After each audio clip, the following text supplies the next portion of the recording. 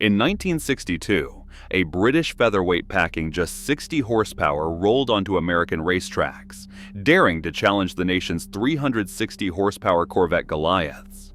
The world saw a fragile Lotus Elan, a car so underpowered and small, its presence seemed almost insulting to the muscle car faithful. But racing isn't won in a straight line. Because when Colin Chapman's philosophy, subtracting weight makes you faster everywhere, collided with American brute force, the results would upend everything drivers thought they knew. How did this unlikely underdog leave Corvettes in its dust, and what secret did the racing world nearly miss? Spectators in 1962 didn't just doubt the Lotus Elan, they laughed. At the track, the Corvette crowd lined the fences, arms crossed, grinning at the sight of a car barely half the size of their own heroes. The Elan looked out of place, almost like a toy lost among giants.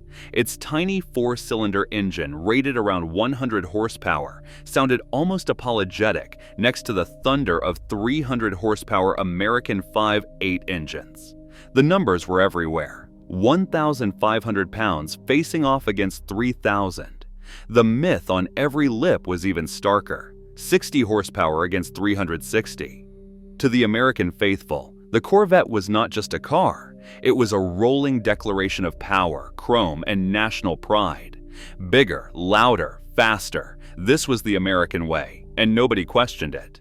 Muscle cars had become a symbol of post-war confidence, filling highways and racetracks with the promise that more was always better. So when the Elan rolled up to the starting line, disbelief was not just common, it was expected. People bet sandwiches and dollars that the little British roadster would not last a lap, let alone finish ahead. In that moment, the idea that something so small, so light could challenge American muscle seemed not just unlikely, but almost offensive. The Elan was dismissed before the flag even dropped. Colin Chapman never cared for the numbers that impressed the crowd. While Detroit measured greatness in cubic inches and horsepower, Chapman measured grams and millimeters. He believed that every pound shaved from a car mattered more than any extra cylinder under the hood. His doctrine was simple, almost radical. Adding power makes you faster on the straights. Subtracting weight makes you faster everywhere. This was not just a slogan, it was the blueprint for every Lotus he built, and the Elan was its purest expression. Where American engineers added steel and muscle, Chapman stripped away anything that did not make the car faster through a corner. The Elan's curb weight hovered just above 1,500 pounds, less than half of a Corvette's mass. That difference was not accidental. Chapman's team used a fiberglass body over a steel backbone chassis, a structure so light and rigid that it seemed to defy the era's expectations of safety and performance. Every bolt, every panel, every drop of fuel was scrutinized for its role in the car's balance. The result was a machine that did not just go fast, it felt alive in the hands of a skilled driver. This philosophy clashed directly with American thinking.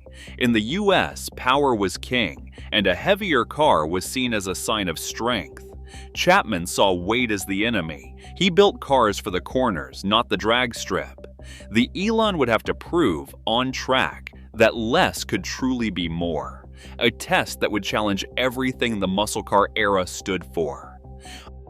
Underneath the Lotus Elan's modest fiberglass shell sat a structure unlike anything else on the grid. Colin Chapman's team designed a steel backbone chassis, a single deep central spine that ran the length of the car. This wasn't just a clever way to save weight. The backbone frame gave the Elan remarkable torsional rigidity, allowing the car to resist twisting forces that would flex most traditional ladder frames.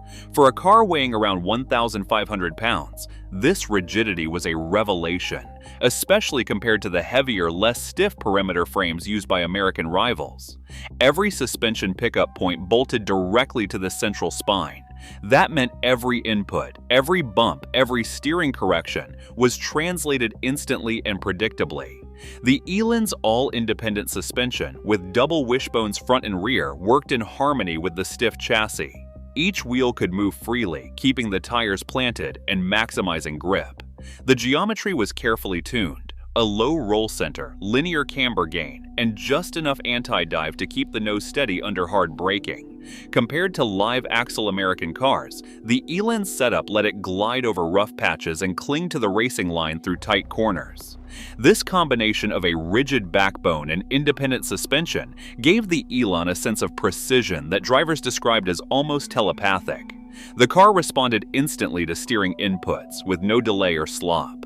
On a technical track, where every fraction of a second mattered, this direct connection between driver and road became the Elan's secret weapon. It didn't just feel agile, it was engineered, down to the millimeter, for agility.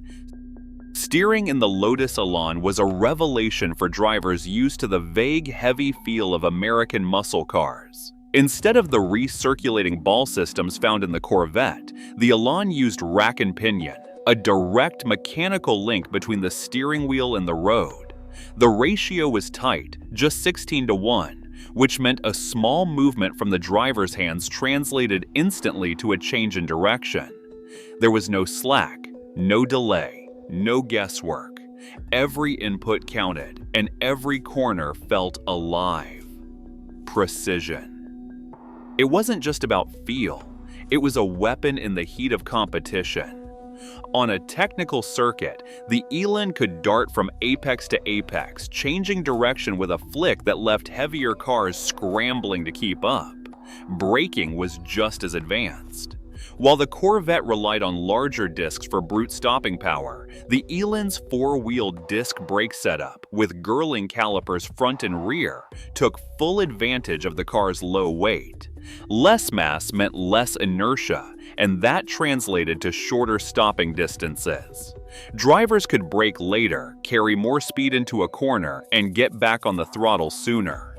The Elan's low polar moment of inertia, thanks to its compact size and centralized mass, let it rotate smoothly, never feeling unsettled under hard braking or rapid steering changes.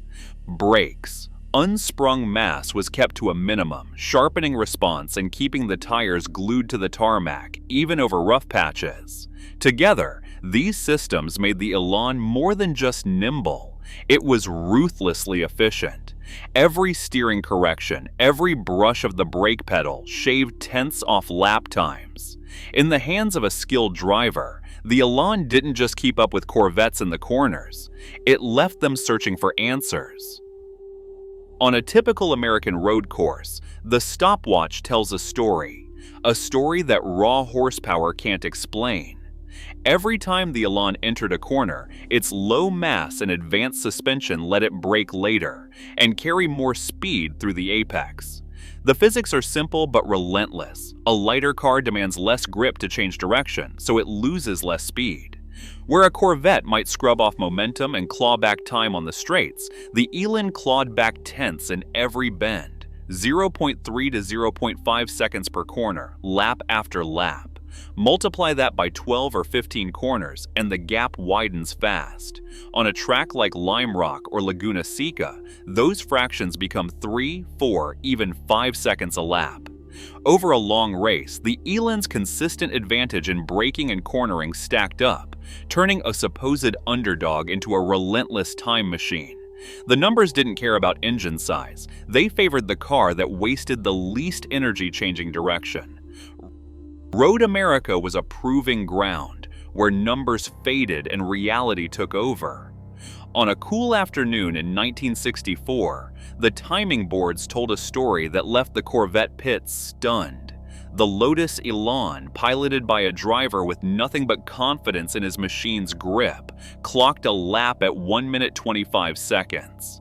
The best Corvette that day, with triple the horsepower and twice the weight, managed 1 minute 28 seconds. In the paddock, the disbelief was almost physical.